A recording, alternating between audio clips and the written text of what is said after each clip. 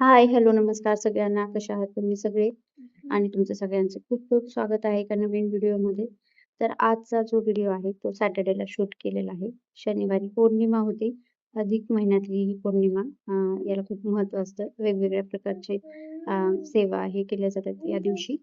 तर दीपदानही केलं जातं. अधिक महिन्यामध्ये पौर्णिमा, एकादशी आणि ज्या अमावस्या आहे ना, त्या दिवशी दीपदान केलं जातं.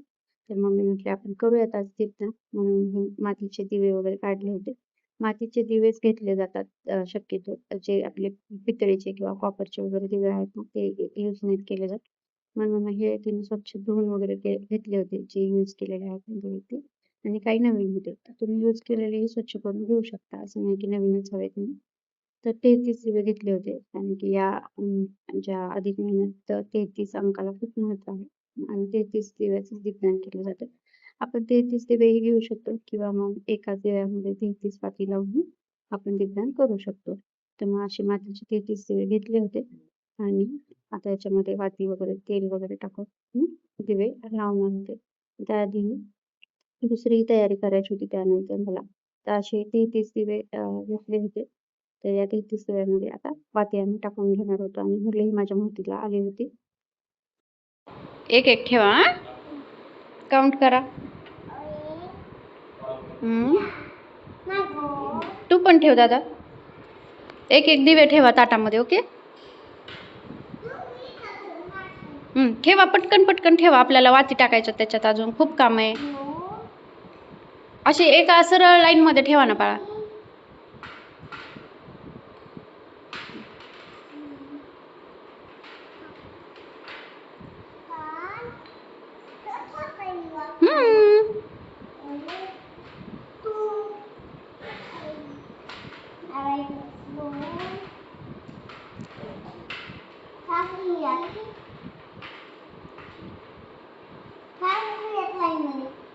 मी दुसरा ट्रे घेऊन येते. ठीक आहे.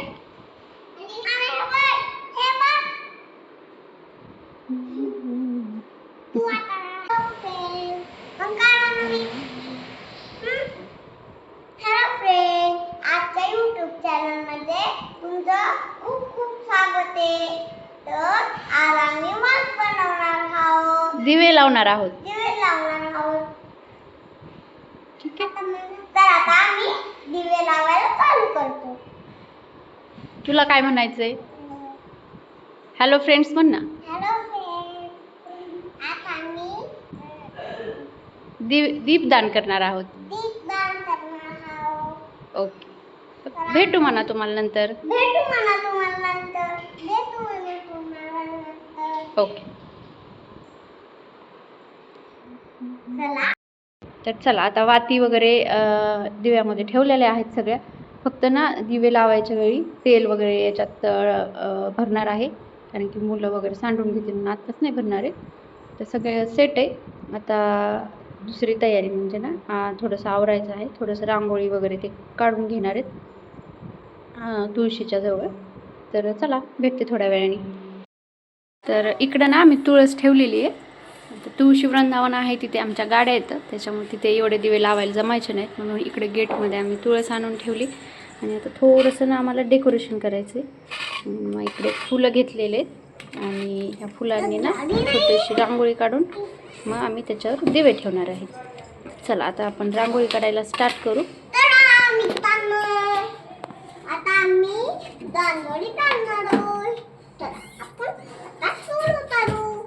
सुंदर रांगोळी काढू की ना. दिवे वगैरे आहेत ना, म्हणजे हे दिवे कोणतेही दिवे आहेत ना, आपण असे खाली जमिनीवर वगैरे नाही ठेवायचे. देवघरातला दिवा वगैरे पण आपण जसा तांदूळ खाली ठेवतो ना, तसं मग हे पण दिवे आपल्याला खाली ठेवायचे नाही जमिनीवर. म्हणून मग असे फुलं म्हणजे किंवा मग फुलाच्या पाकळ्या वगैरे किंवा अक्षदा वगैरे जे आपले तांदूळ आहेत ना, ते ठेवूनच आपण हे करतो, दिवा ठेवतो. आसन घालून घेणार आहे दिव्यांना, त्याच्या भोवती छोटीशी रांगोळी काढून घेणार आहे.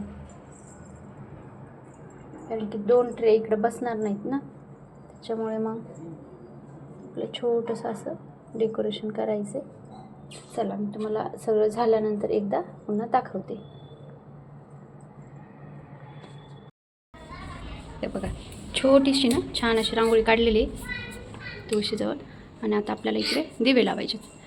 7 वाजलेले आहेत आणि आता दिवे वगैरे आणून मग मी दिवे लावणार आहे.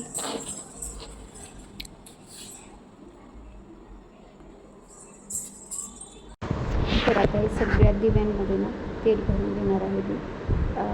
तूपही टाकू शकता तुम्ही, असं काही नाही तेल यूज करायचं फक्त. पण आहे ना तिळाचं तेल यूज करायचं शक्यतो. तूपही करू शकता.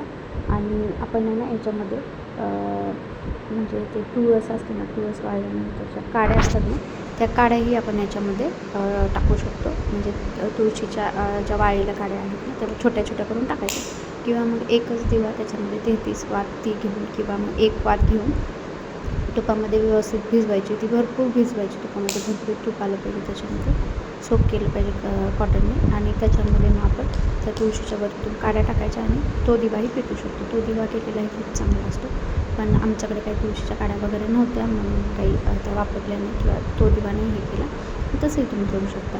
आता हे सगळे दिवे वगैरे तेल वगैरे त्याच्यात भरून ठेवलं होतं. आणि इकडे ना मग आता मी अक्षदा वगैरे टाकणार होते.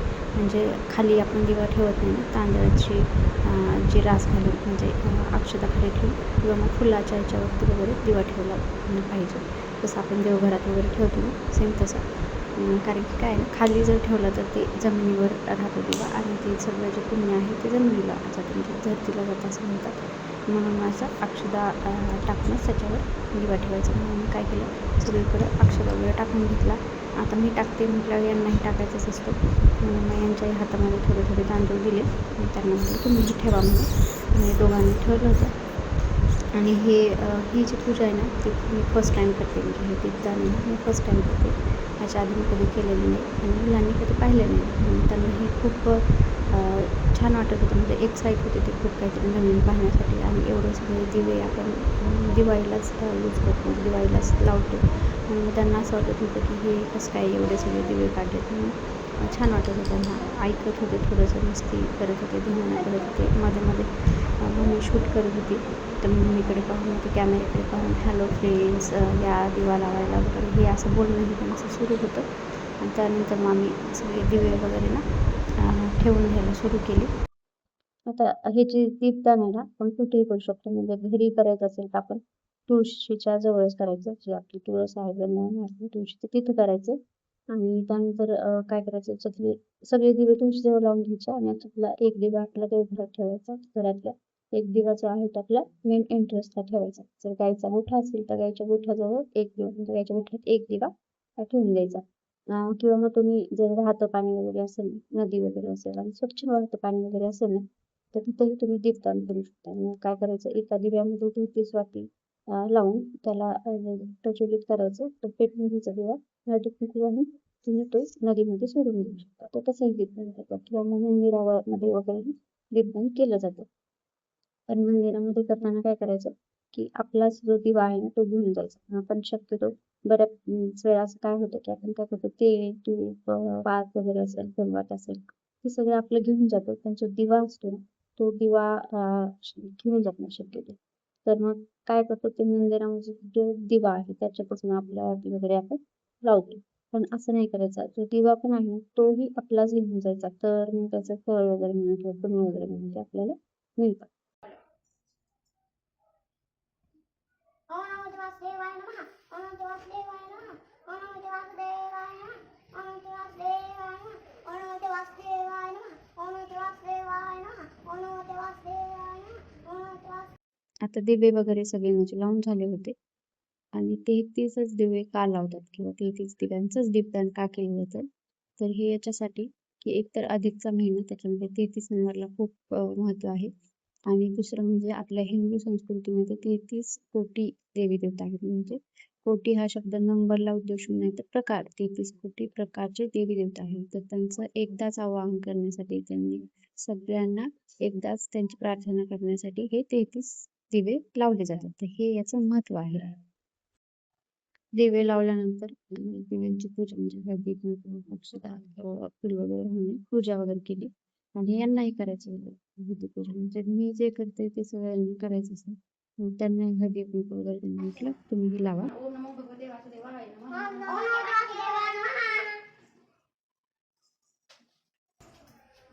म्हणा आता. शुभं करोति कल्याणं आरोग्यं धनसंपदा शत्रो बुद्धि विनाशाय दीपज्योती नमोस्तुते दिव्या दिव्या दीपप्रकाश ताली सुंदर मूर्तिहार दिव्यास पाव नमस्कार दिवा लावला देवापाशी उजेड पडला तुळशी पाशी माझा नमस्कार सर्व देवांपाशी ओम शांती शांती आता म्हणे ओम म्हणा ना ओम. ओम भगवते वासुदेवाय नमः आता काय करायचं पाय पडायचं सगळ्या.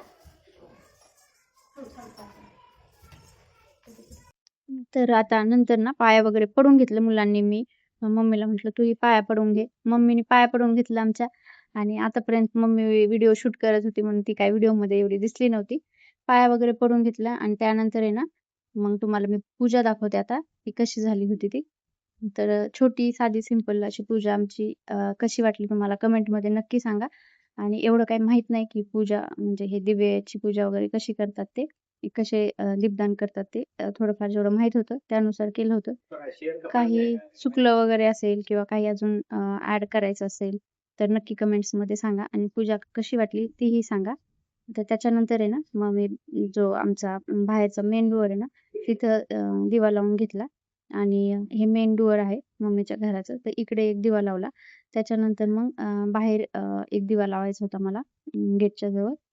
तर इकडे गाडी उभा केलेली होती म्हणून इकडच्या साईडला थोडासा दिवा लावून घेतला. इकडे पहिले रांगोळी वगैरे काढून घेतलेली होती कारण की मला इकडे करायचं होतं. पण तुळशी वृंदावन इकडे होते म्हणून पण गाड्यांमुळे मग इकडे नाही केलं.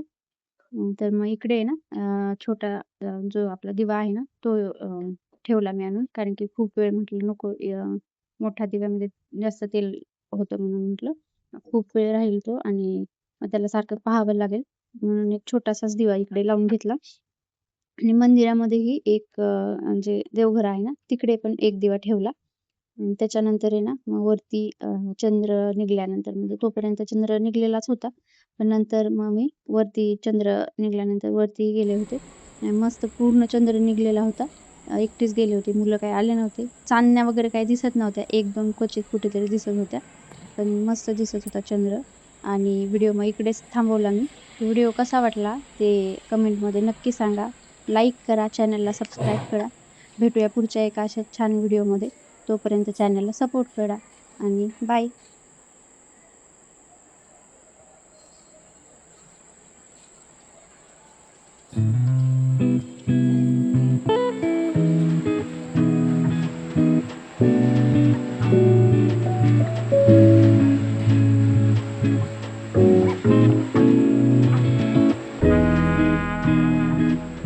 Thank you.